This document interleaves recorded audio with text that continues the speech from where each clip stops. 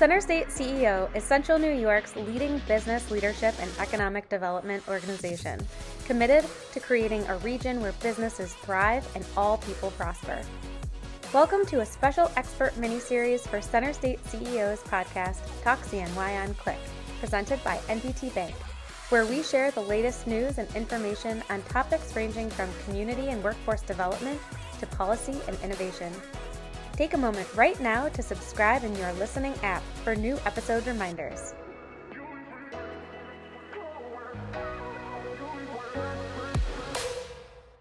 Today, we have a national expert in business leadership joining us. Todd Henry is the founder of Accidental Creative and a 6-time published author. Positioning himself as an arms dealer for the creative revolution, Todd teaches leaders and organizations how to establish practices that lead to everyday brilliance. He is the author of 6 books, including The Motivation Code and Die Empty, which have been translated into more than a dozen languages. Todd speaks and consults across dozens of industries on creativity, leadership, and passion for work. His latest book, Daily Creative, offers daily sparks of inspiration and practical advice for creative pros. I'm your host, Kate Hammer, business coach and member at Center State CEO. Hey, Todd Henry, thank you so much for joining today. It's so great to have you here and to hear a little about management and leadership from you. Well, it's good to be here. Thanks for the invitation, Kate. I appreciate it. Yeah, absolutely. So one of the biggest questions that we see from the membership at Center State CEO is how to lead teams, how to create a culture in an office space or in a work environment that is going to help everybody feel awesome and also be successful and perform well. And this is something that you write a lot about in your books and speak on at conferences and keynotes all around the world. So please tell me some of the questions that you hear the most, some of the concerns that you hear the most in the area of how to manage a team. Yeah, I think one of the most common misunderstandings that people have, especially with leading talented, creative people, which all of us want to hire and, unleash talented creative people. That's part of the purpose that we have as business leaders. The challenge, I think, the unique challenge is that people don't understand what makes talented people tick in the workplace, or, in the worst case scenario, sometimes as managers, we assume that what motivates us motivates everybody. And so we, basically try to layer that template over everyone. There really are primarily 2 things that talented people need more than anything else if you want them to be positioned to do their best work, which is, again, part of our job as business leaders. The first thing that they need more than anything else is stability. Talented people need clarity of expectations, clarity of process. They need to know that the rules of the game aren't going to shift halfway through a project. So they need, even when you're not certain as a leader, they need to know very clearly what you expect of them, how the work's going to get done, what the outcome is going to be, what the consequences are going to be of getting it right or getting it wrong. They need to understand very clearly what the rules of the game are that they're playing. So that's the first thing. Clarity of process is the second thing. How are we going to get this done? What are the expectations involved in doing this work? And they need to know that, again, the rules aren't going to shift halfway through the project. When you suddenly change your mind about something, we're going to go back and rework everything we've already done. So they need stability. That's the first piece. The second thing that they need is challenge. Talented people want to be pushed. They want to venture into new territory. They want to take risks. They want to develop themselves. They want to do work that feels meaningful to them, that pushes them in some way. But they need permission to do that. They need you to push them. They need you to give them permission to go out and to take risks and to develop themselves. Now, one of the things that is a problem, as you can imagine, is that stability and challenge exist in tension with one another. So as you tend to increase the amount of stability in the organization, you tend to decrease the amount of challenge people feel because things are more stable. They're more predictable. We're doing work that feels more repetitive maybe, or we've done this a million times, When you increase the amount of challenge in the organization, you tend to destabilize the organization, meaning maybe you're trying to build the bicycle while you're trying to ride it, which every organization has to do from time to time. That's just reality. We have to maybe sometimes take on more than we can handle. That's how organizations grow and develop. But you can't live in that space forever. Hmm. So if you find that your team is struggling, or they're struggling with engagement, or they're struggling with their collaboration, maybe the team meetings are a little bit more tense than they should be, Mhm. it's a good thing to step back and ask, okay, is it because either people don't have the level of stability that they need? I'm not providing them with the resources they need to be able to do the work that they are tasked with doing. Or is it because people are getting bored because they don't feel the level of challenge that they want? And so, therefore, maybe they're making things more challenging than they need to be just because they're trying to scratch that itch for themselves, or they just feel stuck in the work that they're doing. And so that's a big part of what we have to do as managers is learn what each person on our team needs from us as it relates to stability and challenge, and then consistently provide it so that they're positioned to do their best work every day. I love that. Simple, but very complex because of balance of the two. So, what do you seem to run into as some of the red flags, some of the other ways that don't address those two specific things that you notice? Wow, a lot of leaders seem to be doing this other thing instead, like things that maybe we should stay away from and avoid. I would say that the probably 80% of the conflict that I experience inside of Mm. organizations is the result of two things. Number one, I have expectations of you that I've not spoken to you. And number Mm. two, I'm really upset that you've not hit those expectations that I've not spoken to you. So unfair. Right. But we as managers often assume things of our team. We Mhm. assume that they know what we expect of them. We assume they know what quality work looks like. We assume they know what, the process needs to look like, or how to have a conversation with a client. We assume that they know these things, but we've never clearly articulated those things to our team. And when that happens, this dynamic emerges that I call ghost rules. Ghost rules are invisible narratives Mhm. that creep into our organization that begin to affect the organization from the inside out. People fill vacuums with their own story. So even if you haven't communicated to your team what you expect of them, or what good work looks like, or how Mhm. conflict should be handled, I guarantee you that your team believes they know what you think about that, even if you've not articulated it. It could be a ghost rule. It could be an invisible narrative that they've invented that they're Yeah. following. Things like that'll never work around here, or so and so will never go for that, or things like that. Those are Mhm. examples of ghost rules. They're Totally. assumptions that teams are making, often because there's a leadership void because you've not been clear. So, all of that to say, you need to be crystal clear and precise in how you speak to your team. Your team needs you to speak with precision, and they need you to set clear expectations for them so that they don't have to invent those ghost roles in order to Yeah. function. Oh, I love that. So, is there a good method to check to see if your team is on the same page with you about what is true and what is not? How do we find out if these ghost rules exist? And what's a great way to set the understanding? Make sure Well, there's first of all, you have to keep your antenna up as a leader. Ghost rules usually reveal themselves in a meeting, in a conversation. Mm. People will say things that sound like assumptive language, and when that happens, you need to immediately call it out and say, "Wait a minute, you said something that really is really interesting to me. Let's talk about that. Why do you think that'll never work? Why do you think the client will Mhm. never go for that? Why do you think this other department will never give you the resources you need to be able to do Mhm. this?" It might be true, but it also might be a ghost rule. Let's pause, let's talk about it, and let's identify it, and let's try to prune those ghost rules wherever we can, because sometimes we let those things go, and what happens? They just become part of the cultural ethos. They just continue to Mhm. grow like weeds in our garden, and when that happens, more often than not, they begin to steal resources from the more valuable parts of the organization. They begin to erode our culture. So if we want to grow a healthy culture, we have to prune those weeds whenever we encounter them, and not let them grow alongside all the other fruit that we're trying to grow. Yeah. So it's not just about setting and understanding, having your mission statement or, something written somewhere, but about that daily experience of constantly checking in or checking things right as you hear them in the moment. Yeah. Um, 100%. Yeah, cultures are not built, they're grown. And like mm, anything that's grown, anything that's organic, you have to constantly tend a culture. It's fine. It's great to have a mission statement. It's great to have a vision. It's great to yeah. have words hanging on your wall. That's fine. Those are good things. They're great. They're great aspirational compasses for us, Mhm. right? Yeah. But the reality is, those things have to be enforced day by day by day. And the way we do that is through little decisions that we make as leaders, as managers, what we're going to tolerate, what we're not going to tolerate. We tend to get the culture that we tolerate. And so we have to be very careful on a Mm, day by day basis, A, to earn the trust of our team, to be a leader worth following, and B, to ensure that we're shaping and pruning and refining the culture as we go so that people realize these aren't just words that we say, but these are things that we live out. mhm. When people start to sense that your words and your actions are misaligned, we all know this, right? We know that that's where trust comes from, is when Totally. I have integrity.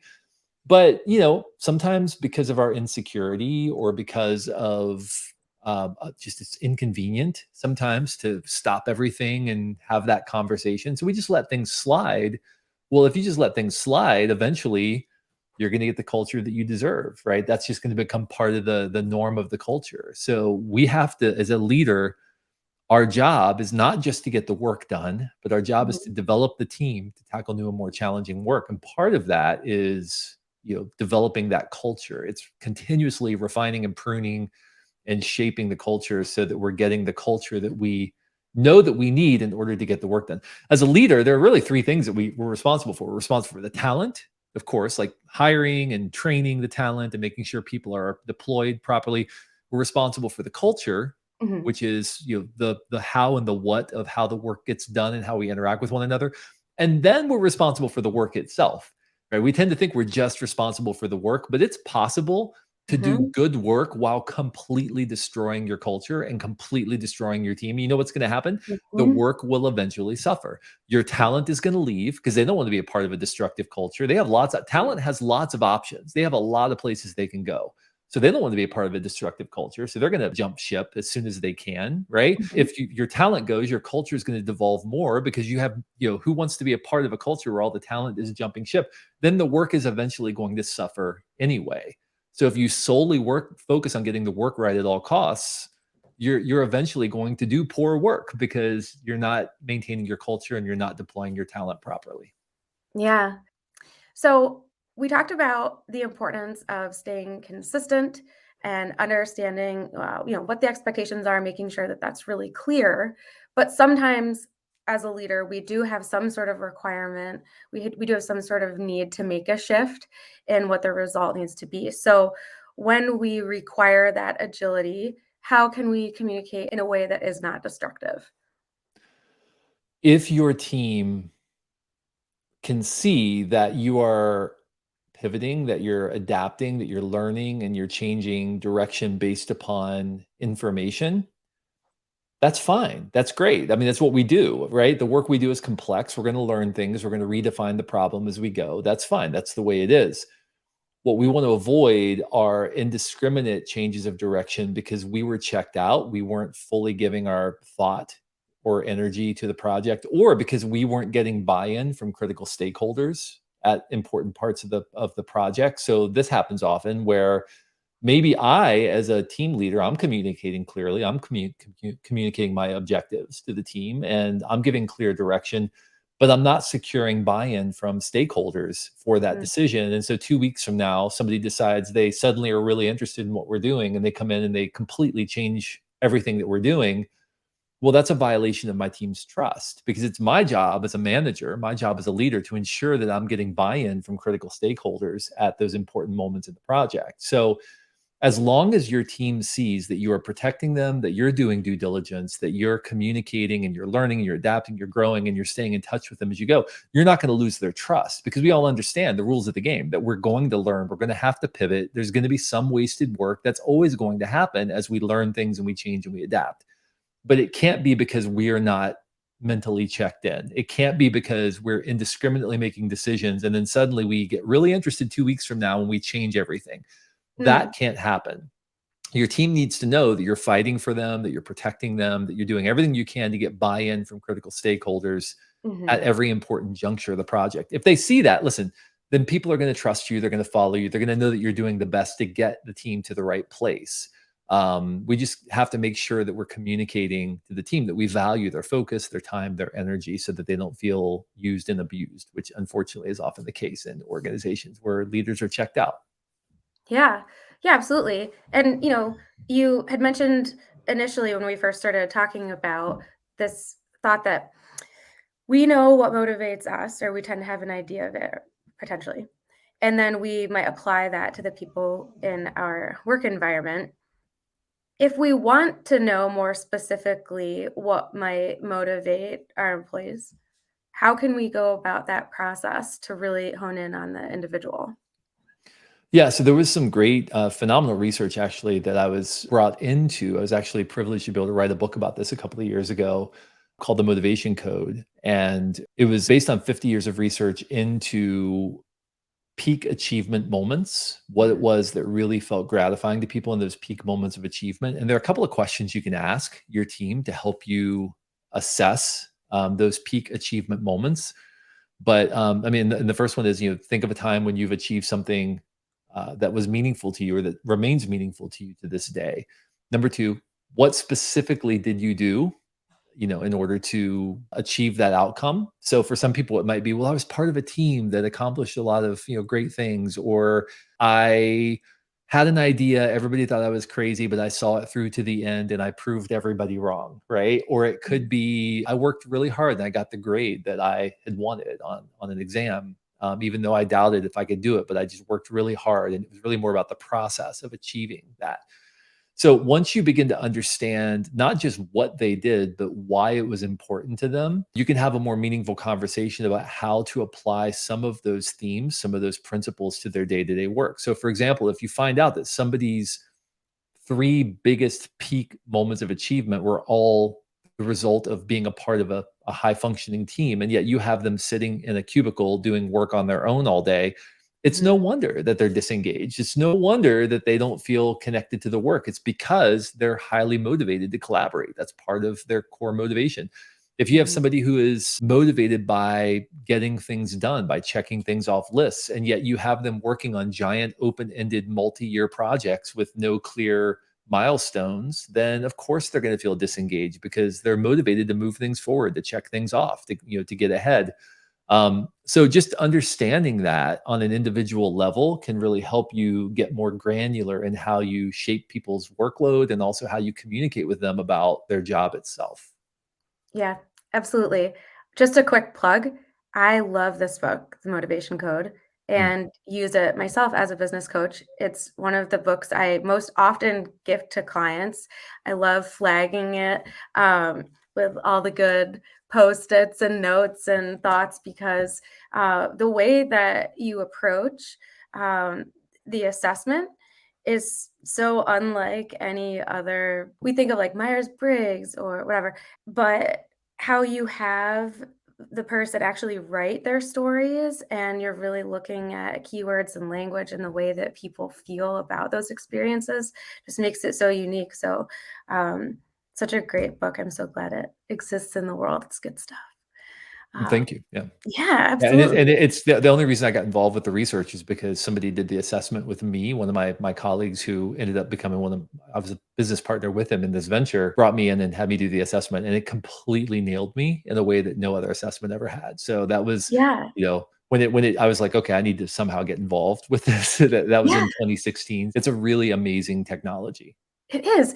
And if you've ever had that experience, for anyone listening now, it's like when you take a test, anything to do with personality or motivation, and you're questioning yourself as you are answering the multiple choice questions, like, well, I guess sometimes this is true and sometimes that's true. All of that is sort of just eliminated. And you're going in kind of blind. You don't really know how anything's being measured at the front end of the test. And that's extremely helpful in just staying really honest, sincere about what you're getting across and therefore the information that you get back. So, love that tool on a individual level, and again, very frequently recommending it. So, all right, so let's wrap it up. We talked about some really great things. Todd, you provided such awesome takeaways. I know that anyone who's listening who's in a management role or has some sort of scenario of leadership, even if it's a individual who is solely running a business like I am, like as a business coach, there's just so much to take away here when you think about how you're interacting with people and what the needs are and what people need to be able to understand and feel. So any final thoughts as we close this up? Yeah, I would just say, recognize that as leader, as a manager, as a business owner, your job isn't just to get the work done. Your job is to lead the work. Those are fundamentally different things. And so recognize that, you have to approach the leading of the work as your primary job, not just the outcome of the work, not just getting the work done, but the leading of it is really your job. And that's a fundamentally different skill set than doing the work itself. This is a problem for a lot of entrepreneurs, right? Who Yeah. start their own business and they're doing the work, and then suddenly they have other people working with them, Hmm. and they want to keep doing the work, but you can't. Your job is to lead the work, and that's a very different Yeah. thing. And so that would be my encouragement to people, is just recognize that that is the core definition of your work, is to lead it, not to do it, not to get it done. Oh boy. Well, thank goodness you've written several books on this. You got to look them up. We're going to link them all in the show notes. Thanks, Todd, for coming today. Yeah, thanks so much. Center State CEO's podcast, Talk CNY, is presented by NBT Bank and is available on centerstateceo.force.com/click and all major podcast platforms. After each episode, you can join us on Click, where we'll continue to chat about this topic and provide additional resources and links. In Click, you can also listen or watch every episode in this series of Talk CNY. Click is Center State CEO's interactive digital chamber platform where our members connect, learn, and receive support from our staff. For new episode reminders, be sure to subscribe in your favorite podcast listening app. If you're enjoying Talk CNY, consider leaving a quick review or a 5-star rating.